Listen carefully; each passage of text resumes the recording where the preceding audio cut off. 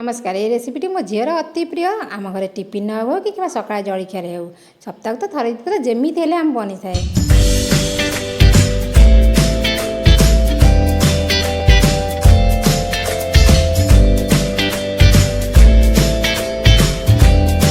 चलते एवं तैयारी करवा। कड़े तेल ना तेल ताती जीरा कंचा नागा काटिकी पकई भूषण पत्र पकईदे ताकू भाजवा। मु कंचा ना गोटा पकई आप काटिकी पकई पारे कारण पिला देला बेले सहज भाज। मु गोटे बड़ पियाज काटिकी पकई ताकू कलर बदलवा जाए भाजवा। बेसी भाजबेनी जेमसी भाजी अल्प टिके हलदी पकईदे। हलदी की भल भाव में मिसईदे कारण तेल हलदी पकड़े उपमाटी बढ़िया देखा।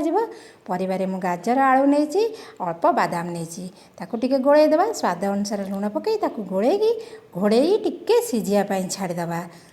सी सीझु सीझु चलते ए चूड़ा धोईदे। देखो मुझे चूड़ा धोईकी आगु रखी केड़े सुंदर कि गोटा गोटा हो पकईदे ताकू भल भाव में मिसईदेवे जमी तेल सहित परिवा सहित चूड़ा मिसीज सुंदर भी देखा। देखो हो गला एथर गोटे कागज लेंबू चिपुड़ी देवा। खाइबे लाइक सब्सक्राइब शेयर निश्चिंत करेंगे।